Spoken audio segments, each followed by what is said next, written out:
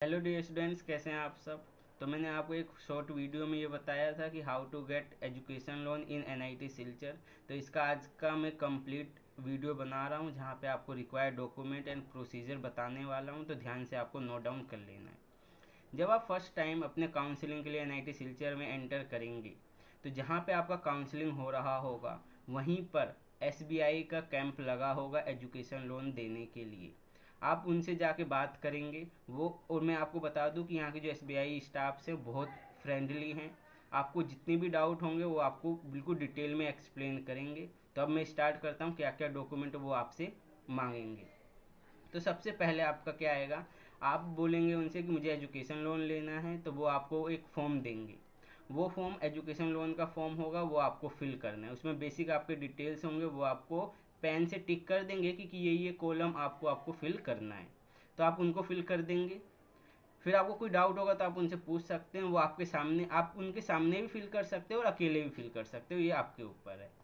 फिर आपका first number पे फॉर्म देंगे फिल करने के लिए। सेकंड नंबर ध्यान से सुनना है, पैन कार्ड।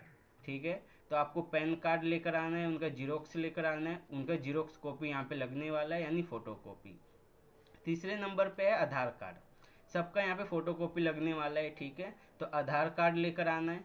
फोर्थ नंबर पे है हमारे पास टेंथ मार्कशीट। टेंथ का मार्कशीट आपको ओरिजिनल लाना ही होगा, सारे डॉक्यूमेंट, क्योंकि आपका काउंसलिंग चल रहा है तो वहाँ ओरिजिनल लेना दिखाना है। और आपको यहाँ पर आपके जीरोक्स यानी फोटो कॉपी सबमिट करना है लोन के लिए। तो टेंथ का मार्कशीट हो गया। फिर आता है ट्वेल्थ का मार्कशीट। ठीक है, फिफ्थ नंबर पे है ट्वेल्थ का मार्कशीट।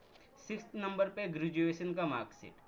तो आपका जो ग्रेजुएशन का मार्कशीट है वो आप सेमेस्टर वाइज लेकर आएंगे। ये इसका मैं कारण बताऊंगा एक नेक्स्ट वीडियो में, जहाँ पे मैं आपको ये बताऊंगा कि जब आप काउंसलिंग के लिए आएंगे तो क्या क्या डॉक्यूमेंट आपको रिक्वायर्ड होगा।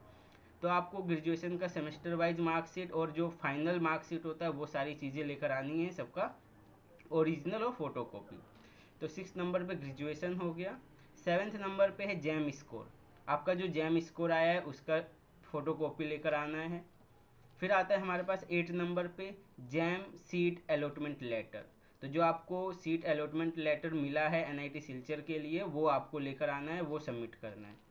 नाइन्थ पॉइंट पे हमारा आता है गैप सर्टिफिकेट। अगर आपका कोई गैप है, ठीक है, तो आपका गैप सर्टिफिकेट आपको बनवा के लेकर आना है। ये आप अपने घर पे आराम से किसी भी एडवोकेट के जो ऑफिस होता है वहाँ पे जाके आप बोलेंगे तो गैप सर्टिफिकेट बना देता है, अराउंड 100 रुपीज़ में वो आपको बना के दे देगा।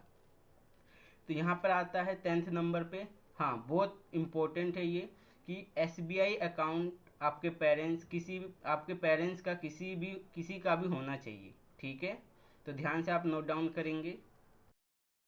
तो पेरेंट्स का किसी का भी एसबीआई अकाउंट होना चाहिए, और ये यहाँ पर आपका फ्री में अकाउंट ओपन कर देंगे और आपके पेरेंट्स का एसबीआई अकाउंट यहाँ पे आपके अकाउंट के साथ लिंक कर देंगे। ये बात आपको नोट डाउन करनी है।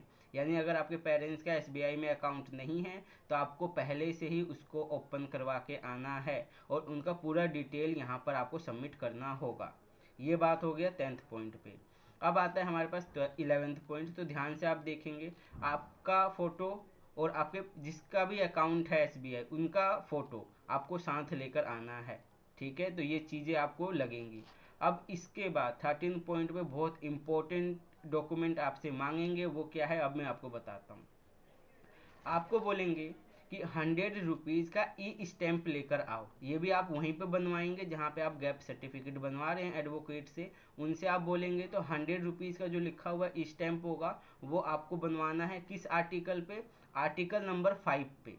ठीक है, आर्टिकल आप बोलेंगे उनसे कि आर्टिकल नंबर 5 पे मुझे ई स्टैंप बनवाना है 100 रुपीज़ वाला। फिर वो आपसे पूछेगा कि फर्स्ट पार्टी का नाम बताओ। तो आपको मैं बता दूं, आपको फर्स्ट पार्टी का नाम अपना नाम रखना है, ठीक है ना, student name. First party student name होगा। फिर वो आपसे पूछेगा सेकंड पार्टी नेम बताओ, तो एनआईटी सिलचर रखना है। फर्स्ट पार्टी स्टूडेंट नेम और सेकंड पार्टी एनआईटी सिलचर। और ये किस पे बनेगा? वो आर्टिकल नंबर 5 पे बनेगा। बस आप इतना बताएंगे उस एडवोकेट को तो वो आपको बनाकर दे देगा। ये सारी चीज़ें अगर आप घर से कर कर आते हैं तो मे भी आपको कॉस्टली कम लगे, क्योंकि यहाँ पे जब मैं ये सब चीज़ें कर रहा था तो मुझे बहुत ज़्यादा कॉस्टली लगा, मुझे बहुत ज़्यादा पेमेंट करना पड़ा। तो ये सारी चीज़ें मैं आपको पहले से ही अवेयर करना चाह रहा हूँ ताकि आपके पैसे भी थोड़े से बच जाए। और आपको प्रॉब्लम भी बहुत होगा जब आप इसके लिए दौड़ोगे तो। ठीक है, तो आई होप आपको ये सारी चीज़ें अच्छे से समझ में आ गया होगा। कोई भी डाउट होगा तो आप मुझे कमेंट करके पूछेंगे और मैं सभी का कमेंट का आंसर देने की कोशिश करूँगा। ऐसे तो आपको कोई डाउट नहीं रहना चाहिए। तो अब हम नेक्स्ट वीडियो में मिलेंगे, जहाँ पे मैं आपको एक मतलब हाउ टू अप्लाई काउंसलिंग में कैसे फॉर्म को अप्लाई कर सकते हैं उसका प्रोसीजर मैं बताने वाला हूँ। ठीक है, तो thank you for watching this video and keep connected.